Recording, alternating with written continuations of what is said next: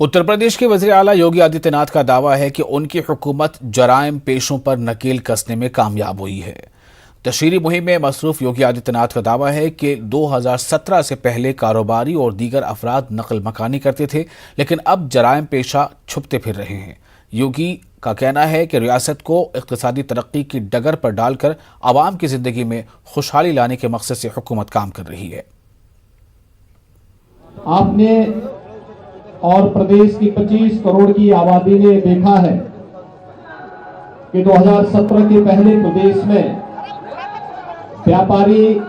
संभ्रांत नागरिक और सामान्य नागरिक पलायन करते थे। प्रदेश की प्रगति अवरुद्ध हो गई थी, लेकिन 2017 के बाद अपराधी पलायन कर रहे हैं। प्रदेश प्रगति के एक नए प्रतिमान स्थापित करते हुए आज देश की अग्रणी अर्थव्यवस्था के रूप में प्रदेश की 25 करोड़ जनता के जीवन में खुशहाली लाने के जिस नए अभियान के साथ आगे बढ़ी है, यह डबल इंजन की सरकार का लाभ बहुत स्पष्ट हम सबको दिखाई दे रहा है। सबका साथ, सबका विकास, सबका विश्वास और सबके प्रयास का एक प्रतिफल